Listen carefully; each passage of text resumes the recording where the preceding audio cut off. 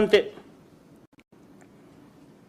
మా నాన్నగారు చనిపోక మునుపు 2-3 రోజుల కిందట అసెంబ్లీ సమావేశాలు జరుగుతూ ఉన్నాయి. అప్పట్లో ఆ అసెంబ్లీ సమావేశాలు క్లిప్పింగ్స్ ఒకసారి చూడండి మీరు కూడా. చంద్రబాబు నాయుడు గారు అన్న మాట అసెంబ్లీలో, నువ్వు అసెంబ్లీకి ఎలా వస్తావో నేను చూస్తానన్నాడు. చంద్రబాబు నాయుడు గారు అన్న ఈ మాట తర్వాత 2-3 రోజులకి నాన్నగారు చనిపోయారు. Helicopter accident.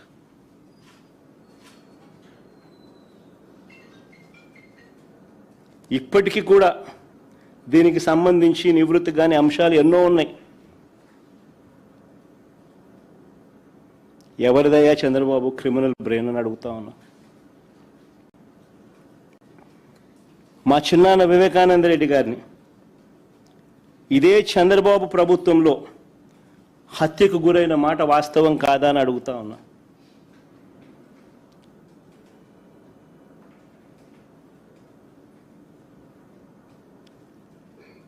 వైసీపీ పార్టీ కోసం, అవినాష్ రెడ్డి కోసం తాను క్యాంపెయిన్ చేస్తూ ఉన్నాడు.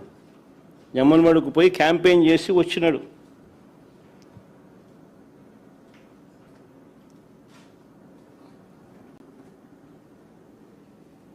పైగా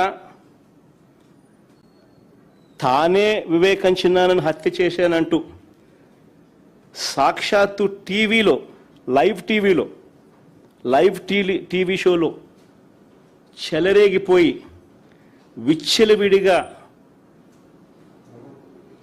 మాట్లాడిన ఈ దస్తగిరి అనే వ్యక్తి, చంపిన వ్యక్తి, నేనే చంపాను అని చెప్పి విచ్చలవిడిగా చెలరేగిపోయి మాట్లాడే టీవీ లైవ్ షోలో ఈ దస్తగిరి అనే వ్యక్తి ఇవాళ స్వేచ్ఛగా పోలీసుల వత్తాసుతో దర్జాగా కారులో తిరుగుతూ ఉన్నాడు. జైల్లో ఉండాల్సిన వ్యక్తి దర్జాగా కారులో తిరుగుతూ ఉన్నాడు ఈరోజు.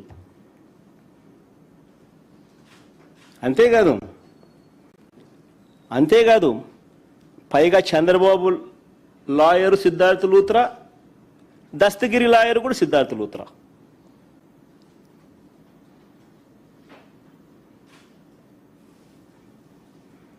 మరి ఎవరిదయ్యా చంద్రబాబు క్రిమినల్ బ్రెయిన్ అని అడుగుతా ఉన్నా.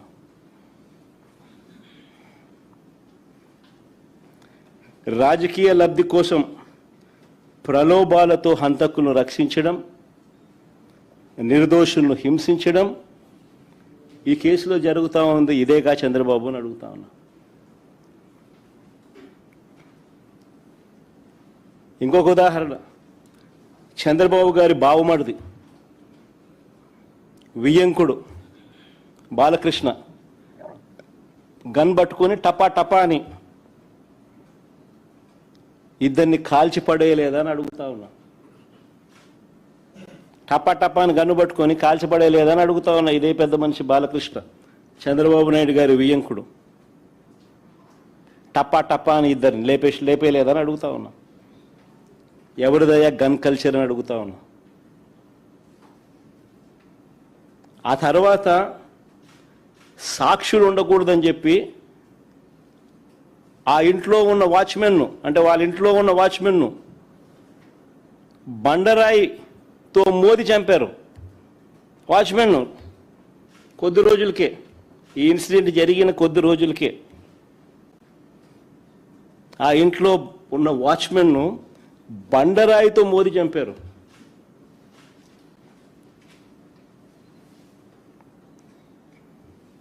ఇంకొక ఇన్సిడెంట్, పాపం ఎన్టీఆర్ గారు అబ్బాయి హరికృష్ణ గారు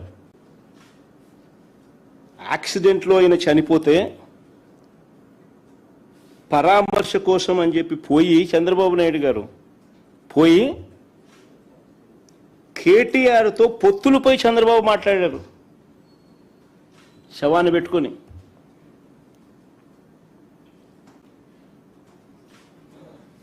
మరి ఎవరిదయ్యా శవరాజకీయాలని అడుగుతా ఉన్నా.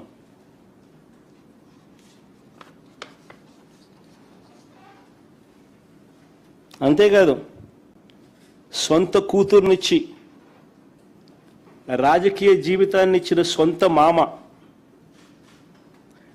తండ్రితో సమానమైన ఎన్టీఆర్ గారిని వెన్నుపోటు పొడిచి సీఎం కుర్చీని, ఆయన పార్టీని, ఆయన గుర్తును లాక్కుని ఆయన చనిపోయేట్టుగా చేసింది ఎవరయ్యా చంద్రబాబు అని అడుగుతా ఉన్నా. ఎవరివయ్యా కుట్ర రాజకీయాలు అని అడుగుతా ఉన్నా.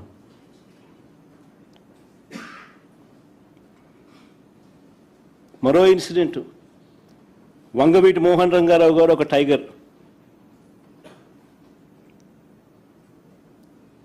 ఆయన ఎలా చనిపోయారు? పేదలకు ఇళ్ల పట్టాలు ఇవ్వాలని విజయవాడలో నిరాహార దీక్ష చేస్తూ ఉంటే అర్ధరాత్రి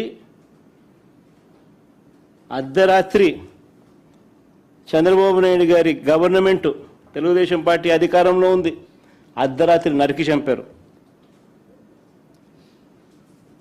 ఈ ఘటనలో వేళ్ళన్నీ కూడా చంద్రబాబు గారి వైపే చూపిస్తాయి. హరిరామ జోగయ్య గారు అప్పట్లో తెలుగుదేశం పార్టీ మంత్రి, చంద్రబాబు నాయుడు గారి సహచరుడు, అప్పట్లో తెలుగుదేశం పార్టీలో మంత్రి. ఆయన ఏకంగా పుస్తకం రాశాడు ఏ రకంగా ఇన్సిడెంట్ జరిగింది, చంద్రబాబు నాయుడు గారి పాత్ర ఎంత బలంగా ఉంది అని చెబుతూ. ఆ వంగవీటి మోహన్ రంగారావు గారి హత్య కేసులో ఒక ప్రధాన నిందితుడు వెలగపూడి రామకృష్ణబాబు ఇప్పుడు తెలుగుదేశం పార్టీ ఎమ్మెల్యే. ఇప్పటికీ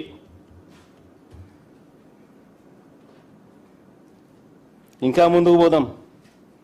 హత్య రాజకీయాలు ఎవరియో, కుట్ర రాజకీయాలు ఎవరియో, శవ రాజకీయాలు ఎవరియో, ఇవన్నీ కూడా ప్రజలందరికీ కూడా తేటతెల్లమవుతా ఉన్నాయి. ఎన్టీఆర్ గారి మీద దాడి చేసిన కేసులో మల్లెల బాబ్జీ అనే వ్యక్తిని పోలీసులు అరెస్ట్ చేశారు. కొన్నాళ్ళ తర్వాత అతను ఒక లాడ్జీలో డెడ్ బాడీగా మారారు. డెడ్ బాడీగా మారిన ఆయన తన జోబీలో ఒక లెటర్ దొరికింది పోలీసులకు. ఆ లెటర్ సారాంశం ఏమిటంటే తనకు 3 లక్షలు ఇస్తానని చెప్పి చివరికి 30,000 ఇచ్చారని దాని సారాంశం. అసలు ఎన్టీఆర్ మీద దాడి కోసమే డబ్బులు ఇచ్చారా, అది నిజమైతే ఇచ్చింది ఎవరు అన్నదానిపై దర్యాప్తు లేదు. ఈ కేసులో వేళ్ళన్నీ కూడా అప్పట్లో